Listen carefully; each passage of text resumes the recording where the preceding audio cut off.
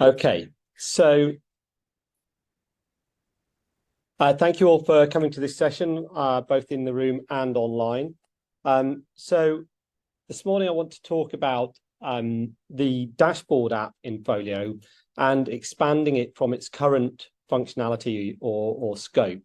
And so I'm going to, for those who have not used the dashboard or not familiar with the dashboard, I will talk a bit about what the dashboard does. I'll demonstrate some of the things it can currently do, and then I'll talk about how it's constrained at the moment, a bit about how it works at a, I'm not aiming for a lot of technical detail, but I'll give a little bit of background to how it's constructed and why that means we currently have the scope that we have for the dashboard. And then I want to go on to our hopes for expanding that and get some discussion going about what it is that you might like us to prioritize in that area, because we definitely have an opportunity now to do some more work in this area, and so we'd like to get feedback from the community about where we should go next. We have some ideas, but it's great to be able to discuss those ideas and also get other ideas or feedback into the discussion. Martina is monitoring the chat for me, and in this session I'm very happy to take questions as we go along. We've got, I think, plenty of time, so please do just ask either in the chat on Zoom or put your hand up in the room, and we'll take questions as we go along. Okay, my name's, by the way, Owen Stevens, and I'm the product owner for the dashboard, but also for the agreements and licenses apps in the ERM functionality, which is where the dashboard mainly is focused right now. And I'm also the product owner for the open access app and the new serials app, which some of you will have heard about this morning. Okay. Okay, so the dashboard is designed to offer a completely personalized view for users, as well as working well for teams. It's the kind of driving idea of the dashboard was to enable users to see key information from across Folio applications at a glance, and to ensure that users and teams can be aware of things requiring action. It's not a workflow tool as such. It more lives in, I suppose you might say, a kind of lightweight reporting kind of space, but it's those are the things that we wanted to be able to do, and that was driven from initially from ERM use cases. People wanted to be able to see like what's coming up, what things need action, maybe there's cancellations or maybe renewals or whatever that need doing. And the dashboard achieves this by allowing the users, so there's the dashboard app, and the dashboard app you log into, and I will show this in a minute, and then you set up one or more dashboards within that for yourself. So that's a user level personalization. Each dashboard then can be populated with as many what we call widgets as you want as a user. And each widget is essentially a self-contained display of information from somewhere in Folio.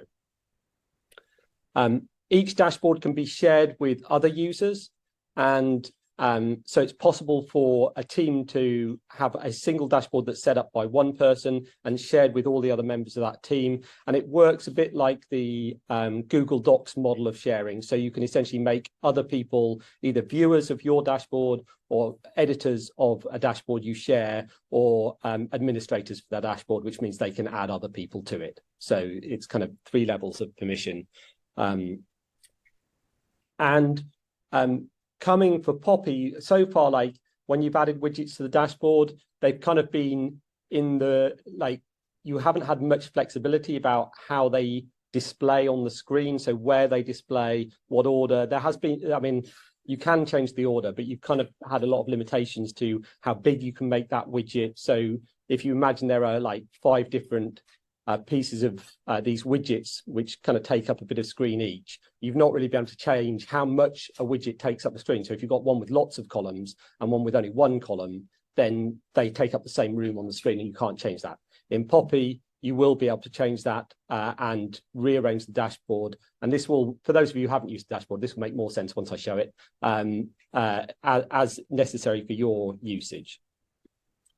So let's demonstrate.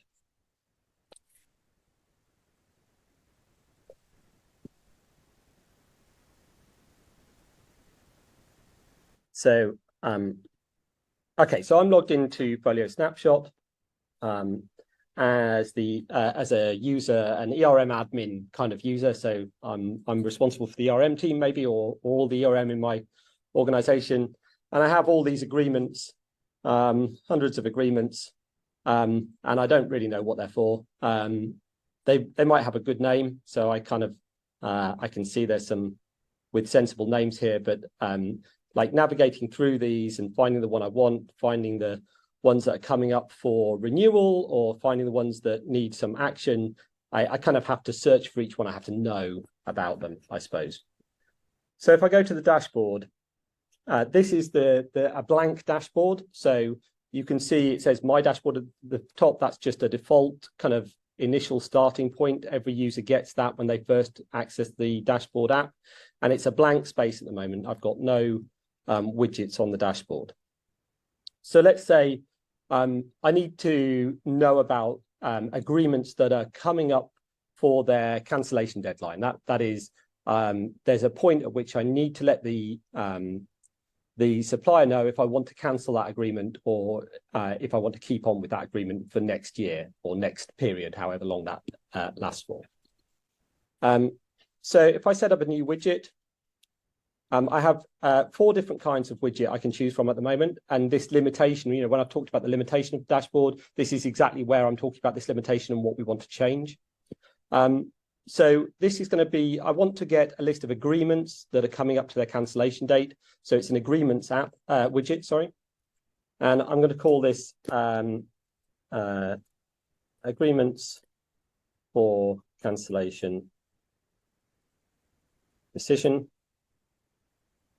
And I can then set a set of filters. So what this is going to do is to do a search of the agreements app based on the criteria I fill out here. I fill out this criteria once in the setup, ideally, and then I don't change it again. But every time I go to the dashboard, it shows live results based on that query. So it's kind of a saved query. There's lots of different things I can set here. In this case, I'm most interested in the cancellation deadline. And because it's a date, I get some fancy controls here. So I want it to be ones that have a cancellation date that is in the next, let's say, month. So it's 1 month after today. So on or after, the cancellation date is on or after 1 month after today. And if I save that, then it should, on or after, oh no, sorry, on or before 1 month after today. So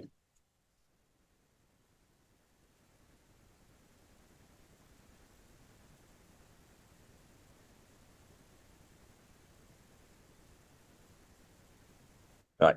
So actually, I've put 2 rules in here. One is that it's on or before 1 month from today. So that will be before the end of, or before the middle of September.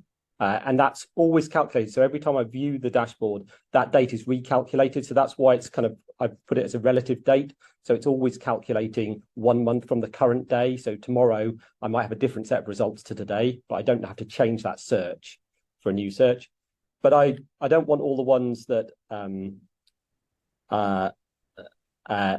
in the past in this case. So I'm also saying it's on or after today. So I get kind of from today onwards for a month. That's my visibility window. And so I can now see, now I've got that right, that there are 2 agreements in that.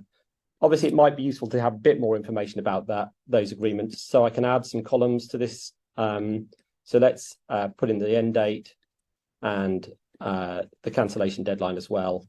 I can pick a load of other information.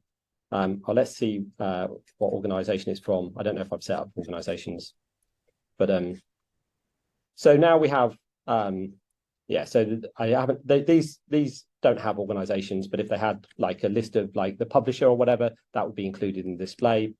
And as you can see, it tells me how many are found. Part of the widget configuration is how many display in the widget, so you can increase or decrease that. The idea is it's a quick way of seeing a list, so we don't expect that to be hundreds long. You know, obviously you could set up a search that was hundreds long, but that's not the intention. And you can increase the number that display in the widget. And you can also, as I was saying earlier, you can now resize these widgets to the size you want. So, and just to say that that's also done in an accessible way, so I can do that on the keyboard as well as by mouse. If I can move it around, and I can change the size via the keyboard as well. So the idea is I might set up multiple widgets. So let's also have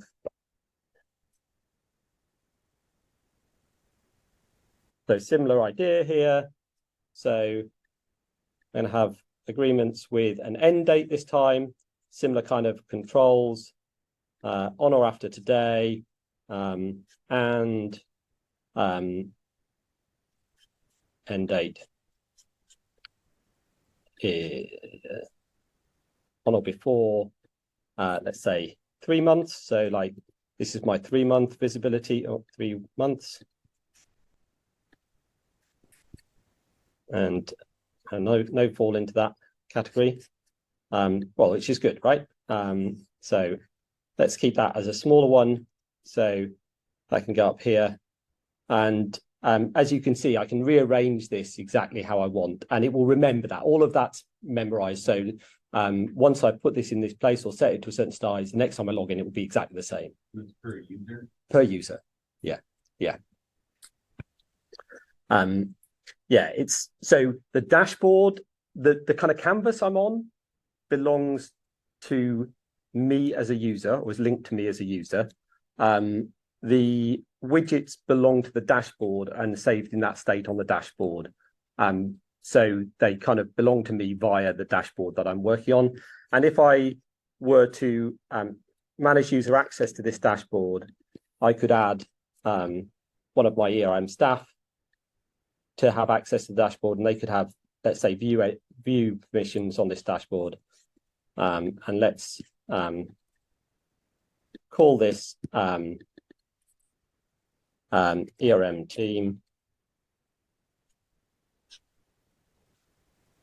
Then if I take my life in my hands and log in as ERM staff,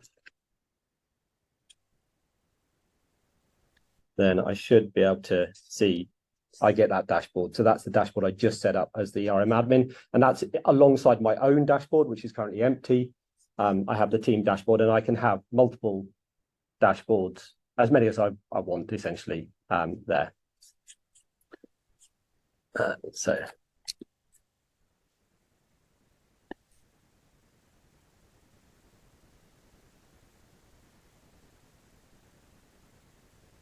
So what I want to do is just to show you which one did I thought was I logged in as, maybe I was logged in as ERM manager, was I? Thought it was the ERM manager.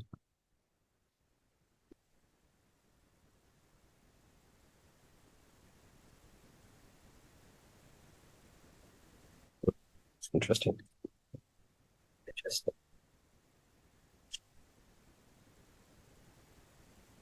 I knew I was taking my life in my hands doing that.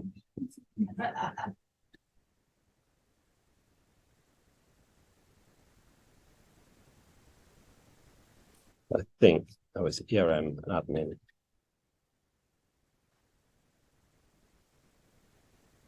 There you go.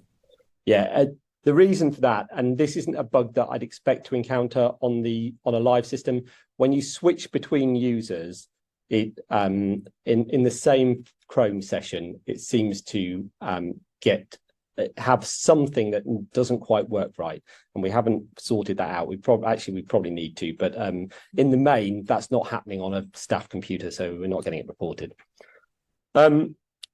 So we've just added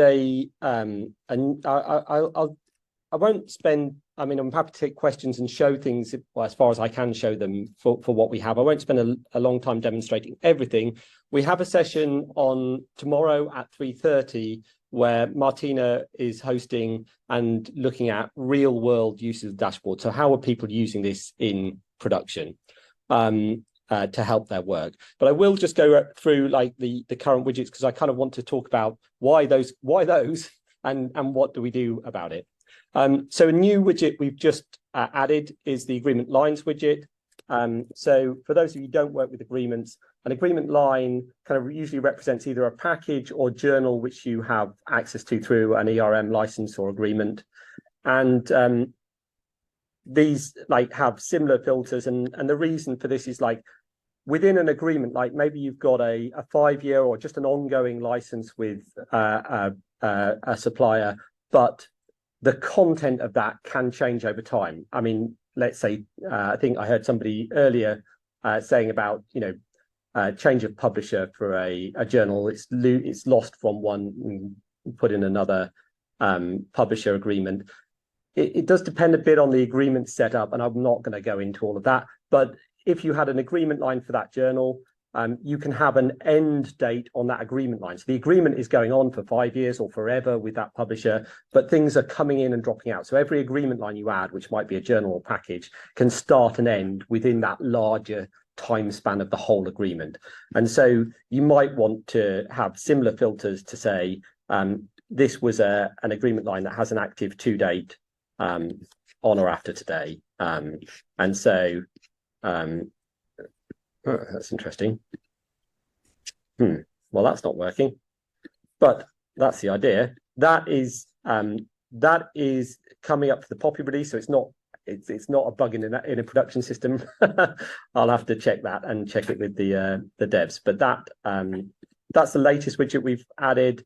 Agreement jobs. Again, if you don't use agreements, just to say like, you can load data in to describe different packages of journals into the agreements app. And when you do a load, it creates what's called a job, and that job has outcomes. So like it failed to load this file or it succeeded. And so you might want to monitor that. And you can say, you can see that the important thing I suppose here is each set of filters is different. It knows that this is let's say we want to find job statuses, and rather than the date filter that we've seen so far, we can see like, I only want ones that have ended, and then I want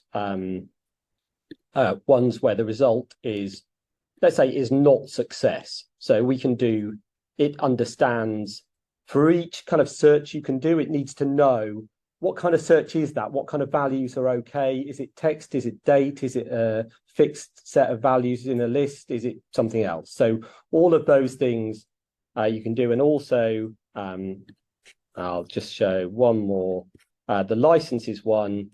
So to show another kind of filter. So this is very similar to the agreements filter, but it's for licenses. Again, if you don't use ERM, then you won't know this, but we split down in Folio, we split down licenses and agreements as separate. So the license, because a single license might be linked to multiple agreements. So maybe you have multiple things from one supplier. There are different ways of modeling that, but we essentially allow for a license to exist and then be linked to multiple agreements. So it can have a single license, maybe a supplier license, and then you might have 3 different agreements with that a supplier that are all covered by the same license, maybe one with some special amendments and all of that kind of thing. So that's why we separate them in Folio as objects. I know in practice, sometimes the use of license separate to agreement there becomes a bit confusing because you think of the title list as part of the license, and we split that into 2 sections, but there is method behind it. And in half an hour, there's a session on licenses, which Martina is hosting and others in the room are presenting in. So if you want to hear more about the real world use of licenses app, recommend that session. So I was just going to say, like, we can also do things here like for instance, find me all the licenses that have, so when you create a license, you can attach an organization to it to say, this is the licensor for this license, or this is the consortia that this license is attached to. And one of the things you can do is to look for things, say, that has no organization. So this was a use case where, like, we believe every license in our system should have an organization. So if ever one gets created without an organization, we want to know about it so we can go and fix it. So you can have a widget like this on your dashboard, licenses without orgs, and then you kind of can get that list and things that you think need attention or whatever. And you can see the license names and the agreement names are all linked. So if I click on this, I get taken to the licenses app where I can then do that work. And again, so again, taking life in my hands, but if we were to fix this, so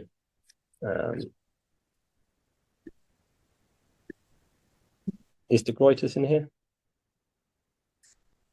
No. Let's say it's a BibSam consortia. Oh, that should be consortia. Never mind. You get the idea. Then if we yeah, that's already updated. You can see that's all live. And if it doesn't update, you can refresh it on demand as well. Oh,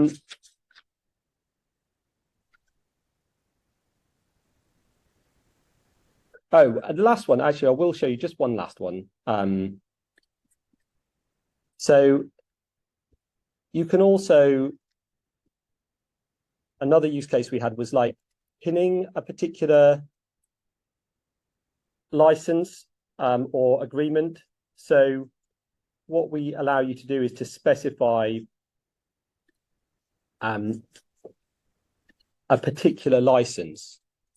So if you had one that you wanted to kind of always have available to you on the dashboard, you could like create a like pinned license and just have that as kind of a shortcut. So you could like easily go straight to the things you're interested in. And also, like, we have things like in the license, you can specify internal contacts and you can search for all the ones that are for me. Like we have a me variable. And if you set that up, so if I set that up as a team widget and said licenses that where I am the internal contact, where the internal contact is me, then for me, it would show mine, and for you, it would show yours, because it's just for your login, picking up your user ID and querying for all the licenses that fulfill that condition. So it's kind of always looking to make that contextual for you if you want, or you can specify it, you know, if you're a manager, you could have, here are Joe's licenses and here are Joanne's licenses, and you can search for a specific user as well. So yeah, so that all of those things, like, and these were all driven by like stuff that the ERM SIG was telling us, like, we've got all these things, you know, that we've got these things we have to keep track of. We need, and we talked a lot about like workflows. Like we know that there's a need for something a bit more workflowy, where like after I've done this, I then need to do that, and every year with these ones I have to do X, Y, and Z. This is not quite that, obviously, but it is a way of being able to just keep an eye on stuff really easily. That's the idea of it. And it's a kind of halfway house, but the nice thing about it is that it gives huge flexibility, because each person can customize it completely to their institution, to their role, to everything, but only for the 4 widgets I've shown you. So that's agreements, agreement lines, licenses, and agreement jobs, the data loading jobs and agreements. So maybe I should just pause there briefly for just to check if there are any questions while I bring my slides back up. Is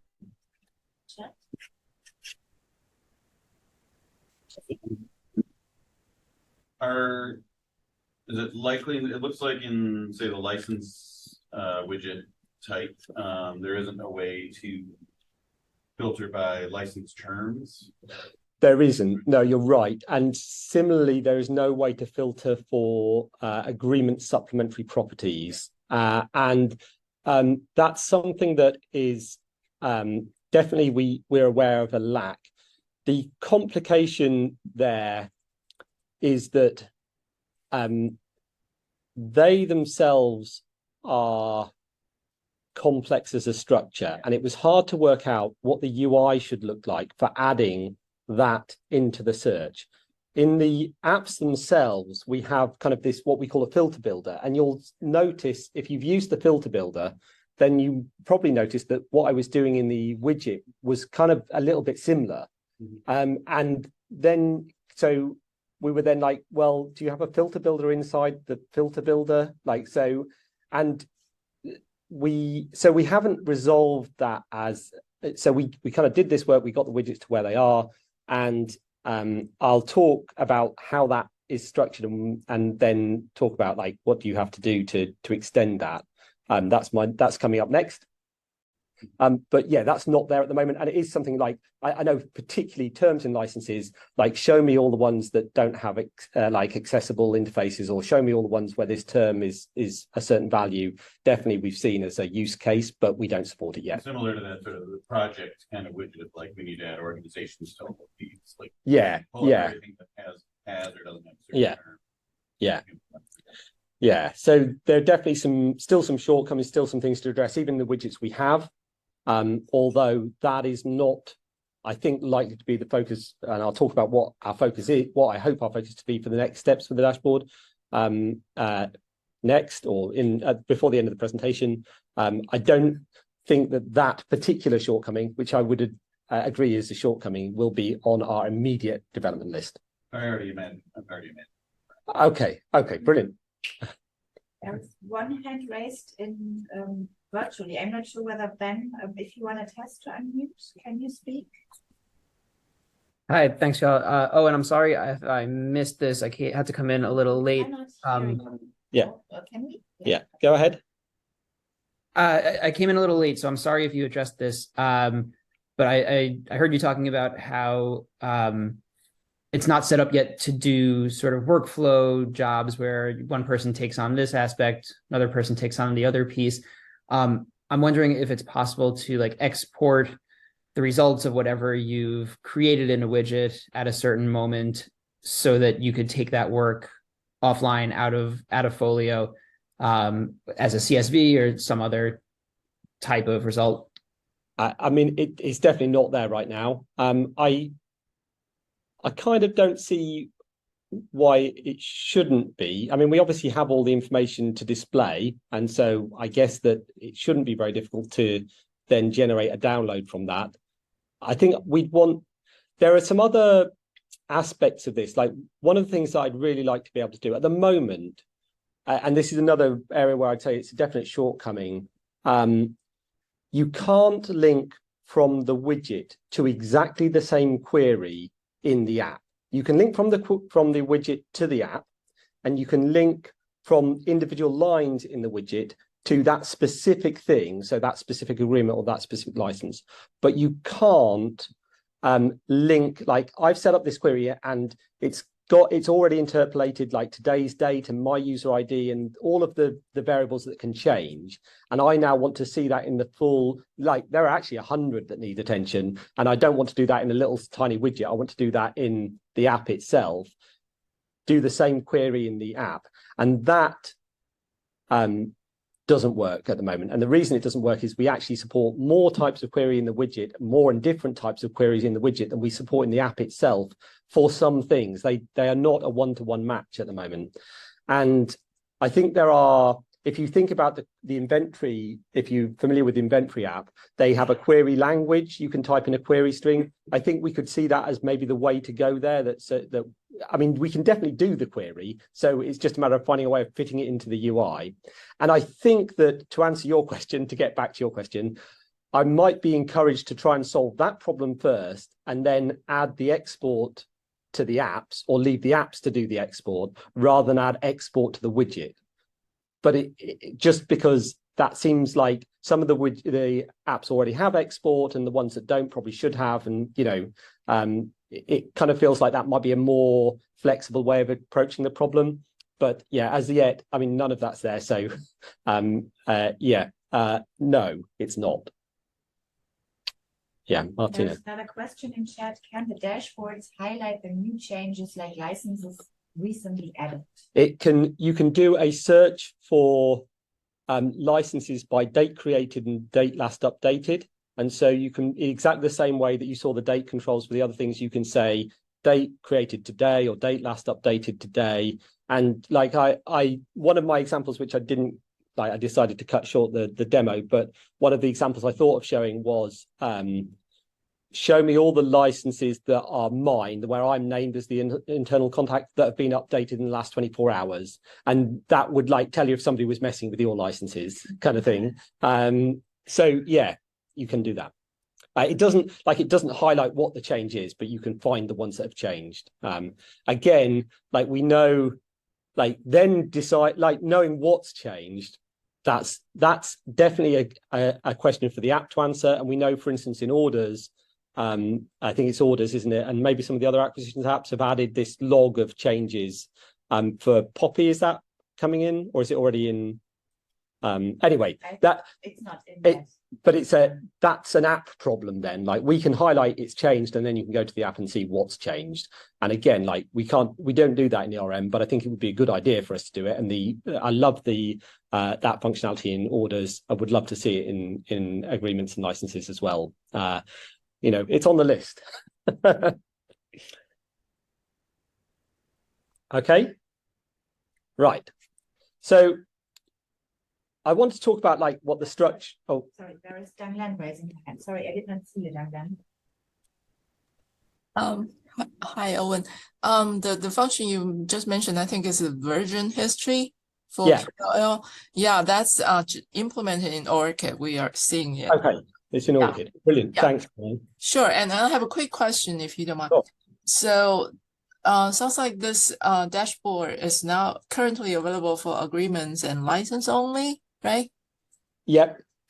So I just saw you demo on the you can like shortcut a particular license to be on the dashboard. That's kind of really handy. So I was curious, is there any planning extending the use of dashboard to other apps? Hang on, and that's the next part of my presentation. Oh, okay. Thank you. So I'm going to talk about why we have this limitation first, and then I'm going to talk about how we get over that. And with your input, I hope. How long do I have? Thank you. About 20 minutes? Yeah. Okay, right. So widgets are obviously at the heart of the dashboard functionality. And each widget actually has 4 parts to it. And I'm not going to go into the big technical detail of exactly how this is put together. There's some document. If any developers in the room, or you want to point a developer at it, there's documentation on the wiki in the ERM space, in the search for dashboard ERM, and you'll find documentation for users and developers in the wiki. But there's a front end component, which is what really is doing most of the work, honestly. And find my notes. It's where most of the code, well, all of the code and all of the logic lives in the front end component, and that has then linked to what we call a widget type. And a widget type is it's kind of, well, the widget type, the widget definition, and the widget instance, the other 3 aspects, are all providing different levels of configuration, which is then understood by the front-end component. So the structure looks a bit like this. So we have the front-end component, and that knows how to talk to an API. And in this case, it's the KIWT API, which won't mean anything to anybody, but that's the company that's done this development, the company that does the development on ERM and some other apps, is called Knowledge Integration. They're a UK software development house who specialize in libraries, archives, and museums type development, and they do a lot of work in Folio and around some other projects in OLF. And they have a particular API that is common across all of their applications, and it's called the KIWT or Q API. So our front-end component understands how to talk to that and get data back, add query parameters, get data back, and display them on the screen. And the rest of it is the widget type, the widget definition, and the widget instance. The widget type defines the basic structure of the widget. So in this case, it's something called a simple search widget. And the structure is basically, there are a bunch of parameters you can put into search, and then there's a bunch of where you get the data back and in a format called JSON, and then you need to display that as a table. And the front end component knows how to display stuff as a table, but it doesn't know anything about the data. The widget type kind of knows the basic structure of data, but not the specifics. The widget definition knows about specific data. So it knows, so when I was choosing from the list of 4 widget types, I say widget types, they're actually widget definitions. So there's one widget definition for agreements, and that knows what an agreement looks like. It knows what parameters are accepted by the query, and that's why that widget configuration screen adapts to each type of widget that I'm using, and it knows what kind of data it can get back and how to display that on the screen, and what to do in situations like, because you could have multiple organizations for one agreement, but we only have one column for it. How do you join those together so you get all the agreements listed in one column? All of that kind of information in the widget definition, with some a bit additional hangers on, but that's basically where it is. And then the widget instance is the user level configuration. So when I was adding a configuration for a widget and saving that, that's what we call a widget instance, and that's my customization. So that's got the actual query in it, not just the query. The widget definition knows what you can query. The widget instance knows the saved search that you've put in. So for all of the widgets that I've shown, there's one front-end component, and there's one widget type, and then there's widget definition for each of the 4 that you saw listed, and then as many widget instances as people create in the system. And you can see that all of these apps have the KN Web Toolkit compatible API, agreements, licenses. I haven't shown open access because we haven't done a widget definition for open access yet, but it's on our list. And serials, well, serials is still in development, but again, we could do using exactly the same process. We don't have to do any more fundamental development work to add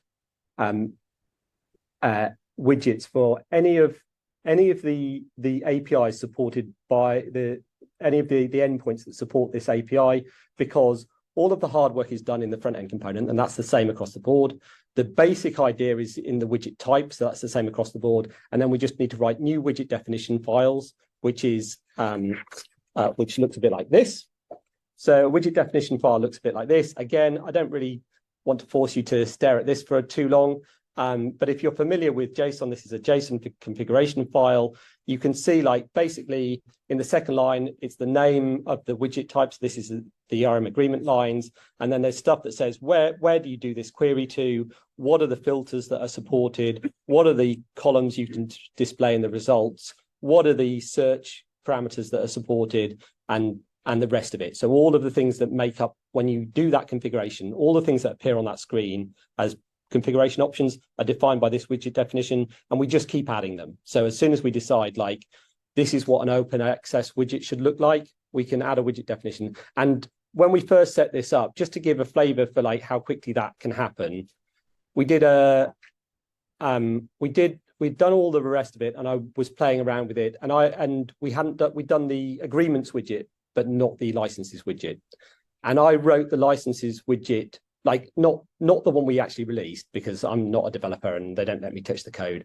But I wrote a configuration file that worked in half a day.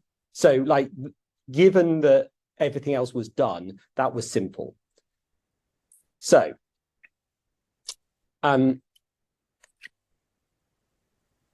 yeah, so we've done, well, you can see there was an issue with the agreement lines, but we've written agreement lines, one that will be in Poppy. We're expecting to write an open access one.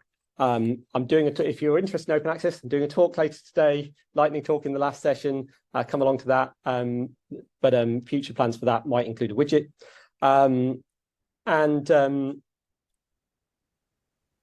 But it's limited to to this set. Now, there are two ways we can approach kind of extending this. One would be to say, well, all the other apps just need to support the same API and it'll just work, which is basically us saying, well, we've written this API and we can't bother to do anything else. So like, you know, go and just be compatible with this thing that we've made up. That's not the approach we want to take. Obviously, it wouldn't be reasonable. What we want is the dashboard to be usable by ultimately, any Folio widget should be able to, any Folio application should be able to have a widget that works. So we've collected lots of use cases, and we've worked with a number of user groups. The ones we've focused on most is the acquisition SIG and the open access SIG. And in the speaker notes, if you download the slide deck, which is on Sched or Shed, whichever you say, in the speaker notes for the slide, there's a link to the two wiki pages, but you can find them if you search dashboard use cases. And there's a page for ones we've collected, and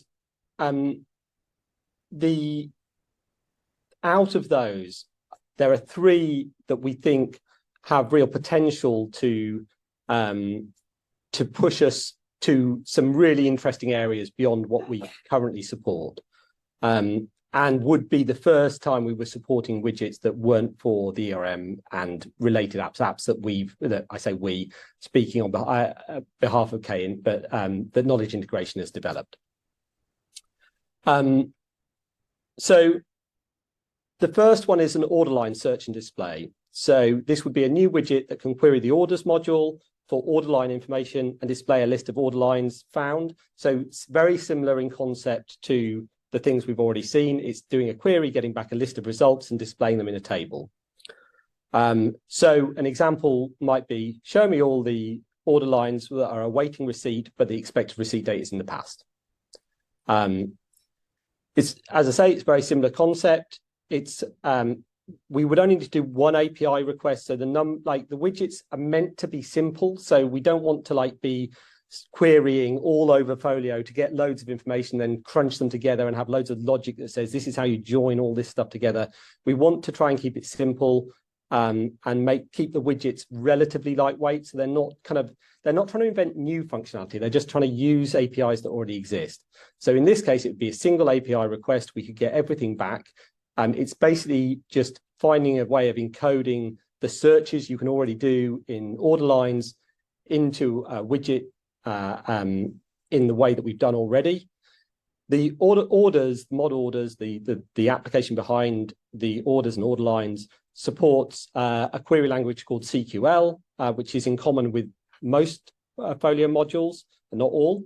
And so actually, if we wrote something at the widget, at the front end component and the widget type level that understood how to do CQL style queries, then everything else would be widget definitions. You one per API, and it should work no matter what.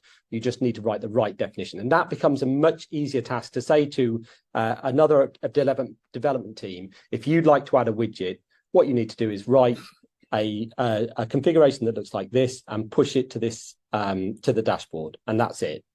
And that's done, for those of you who are on the technical side, that's done via an API called to I can't remember which component it is now, but it's done live. So you can, as soon as you do that, then that widget configuration is added to the dashboard. It's not like another release of the dashboard app. It will accept it as a live thing. So as soon as we wouldn't need to make any changes to the dashboard app for that to work.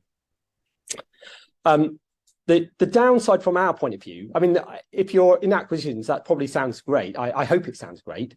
But the downside from our point of view, from the people who want to see the dashboard really widely used and to make a success of it, is that it kind of doesn't move us on from the current functionality, really. I mean, it does bring in another thing, but it will do a whole load of development work to do more of the same. And that's not necessarily a bad thing. So to say it's a con is maybe a little bit unfair, but from our point of view, we want to start to show not just that you can use the dashboard with other applications, but you can also do more than just display a list of things. And I'll get on to that. The second thing that we would like to do, and this is coming out a bit out of the serials work that I'm also involved in. If anybody was in the serials talk this morning, there'll be a new serials app that will result in receiving pieces for serial issues being generated. So if you use the receiving app, you'll be familiar with the idea that when you get a book or into the library, you receive it in the receiving app, and that can create items or holdings as necessary. With the work we're doing for serials, we'll be creating lots of those. So if you have a weekly serial for a year, that would create 52 issues for you to check in. And so there would be lots of receiving things. And obviously for serials, you want to claim for stuff that has not arrived. So if an issue doesn't arrive, you want to submit a claim for that non-arrived issue. And one of our requirements for that development is that we can at least show the users a list of things that have not yet arrived. There's more complex claiming functionality that we also want to deliver, but that's probably a little bit further down the track. So for Quesnalia, which is our target release for the initial serials functionality, we want at least to be able to say, here's an easy way of getting a list of items you might need to claim. And the dashboard is one way we might approach that. There are other ways we can approach it. We could write something special. We don't need to do it like this. You could even say, well, actually, if you've got a reporting solution like LDP, you can already do it there. So we won't even bother doing anything.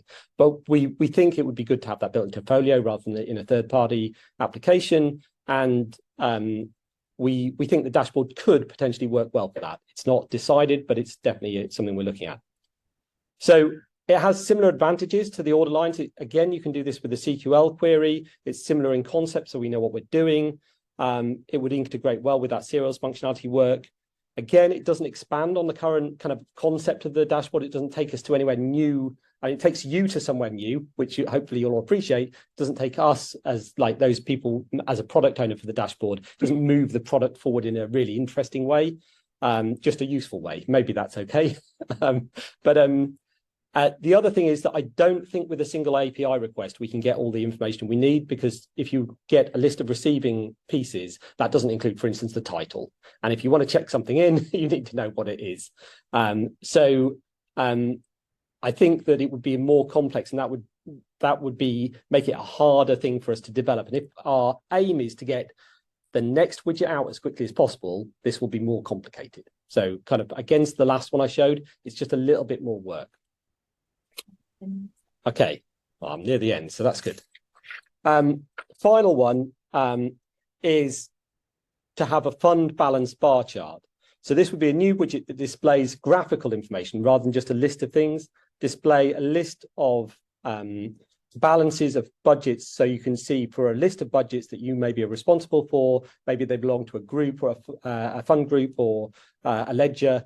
You can see a list of all of those funds and how much has it been expended so year to date and how much is left to expend, or some version of that. You can do that with one API request. That's possible. So it's simple in that sense, but it's breaking a whole new ground with like development. We haven't done any work with graphical display. We wouldn't be developing that from scratch. There are lots of libraries out there that do like charts given a list of figures, but we need to work out how that should be broken down in terms of development. Do we have a chart kind of app that is kind of, at the moment we have what we call a simple search app. It does a search and gets back a list of stuff. Is this a chart app that can do charts for all kinds of things, or is it like something really specific that just knows about funds?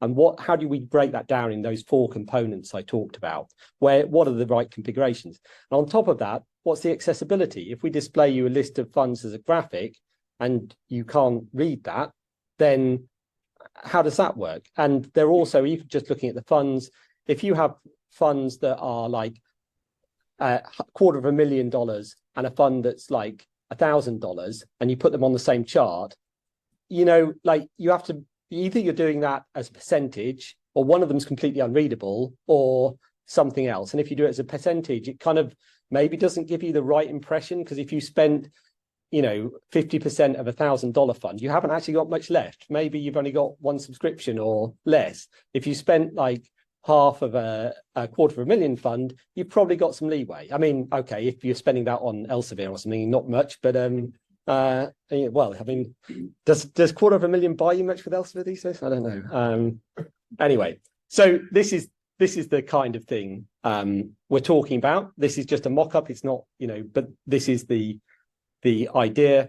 I definitely know this is kind of possible because I've written code that can do this just using API calls and an existing visualization library. I mean, it doesn't look nice because I wrote it, but it works. It does the job. But there are all kinds of questions behind this. So as we approach the last few minutes, what I want to, there's some other stuff as well. This is okay for this is designed for multiple funds. What if you want one fund? Maybe that would be a pie chart instead. Maybe you want a better breakdown. Like this is just this is, I think, just meant to be available, unavailable. But like that's not how it breaks down. It breaks down into committed and encumbered and expended and all the other bits that you have. So, is this sufficient? And should we have multiple types? And would if you were just displaying one, should we go for a pie chart instead of a bar chart? And there are all these questions we have around it. So we have a short time for discussion and questions. And what I'm interested in is, like, from your perspectives, what would you tell us? Like, it could be one of the options we talked about. It could be something completely different. What would you tell us that we should focus on next if we have development effort, like over the next 3 months, 6 months? What should we do? First.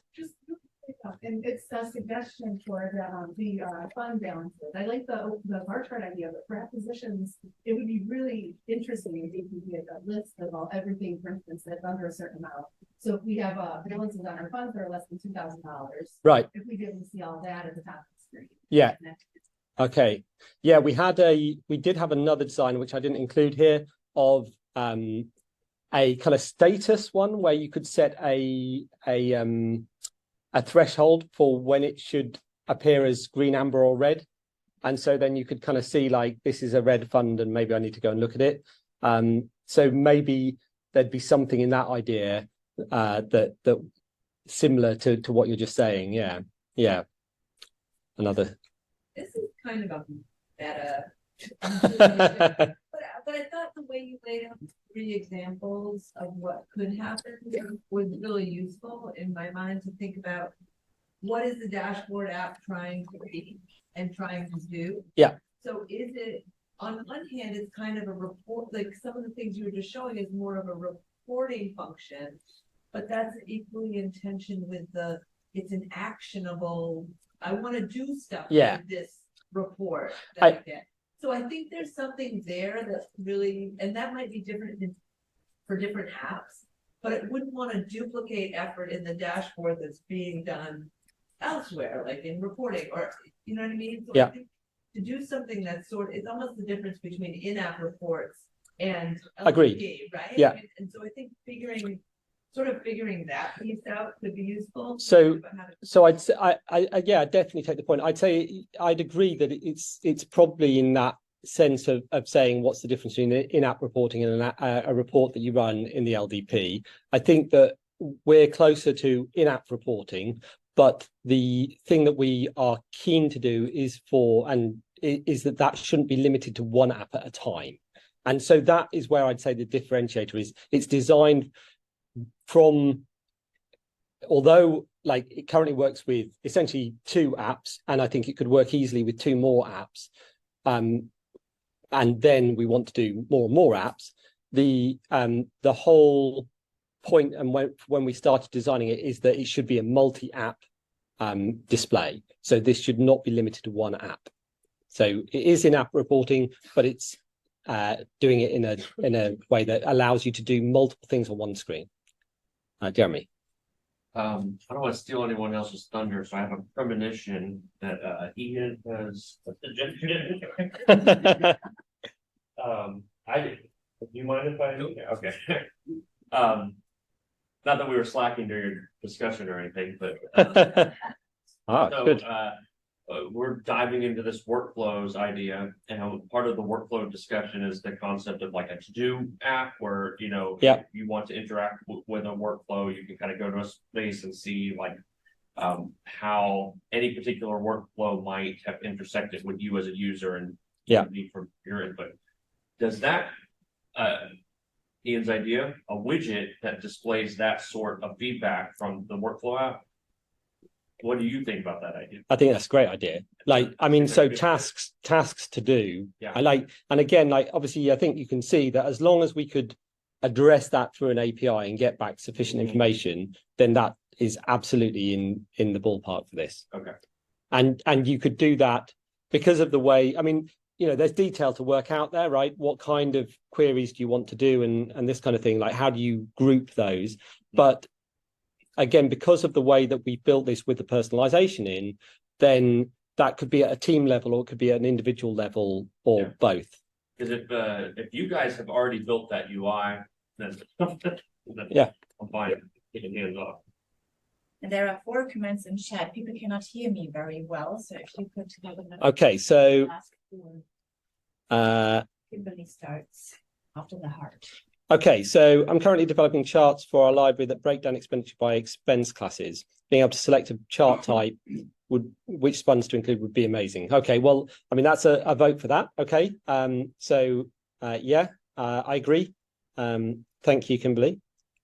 Dunglan, be able to make shortcuts for POs, POLs would be super. Okay, so I could that. So certainly, like the idea of the POL widget I mentioned, I think could work similarly to, like, hopefully you got from my demonstration, like, quite how flexible those, like, once you can create that search, you have quite a lot of flexibility, because that can be show me one particular thing, or it can be show me all the things that fall into this class of things, depending on my parameters. And so that kind of then quick access based on whether like pinning a particular purchase or order or purchase order line would work. I think that the thing that I don't know whether it would work, like, in the same ways that, of course, for agreements and licenses, we specifically in the apps have a way of saying, I am the internal contact for this thing. So kind of when we say it belongs to me, that's the data we're using. I don't think purchase orders has a way of saying that, but it does have a way of saying it belongs to a particular acquisition team. So you could use, like, if we can query that, we can use that as part of the display. So yeah, I could see that working as well. Yeah, okay, and Karen, I think in response to your suggestion, Jeremy, saying task tracking capability, especially within a team, would be great. Ian.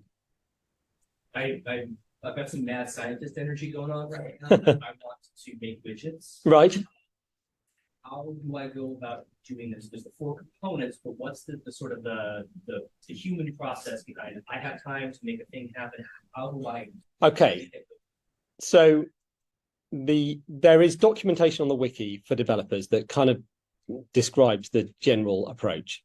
The person who's done most of the development on this is a guy called Ethan, whose surname now escapes my mind immediately.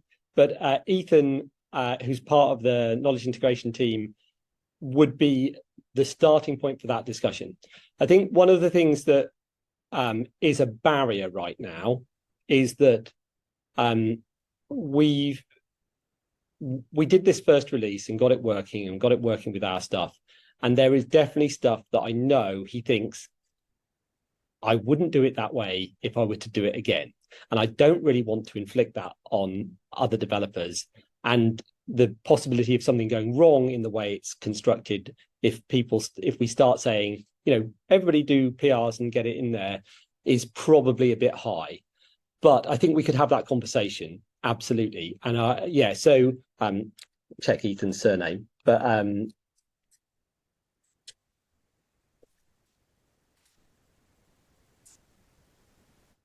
so that's Ethan Freestone, and you'd be welcome to reach out to me or to Ethan and say, look, I saw Owen present, really interested.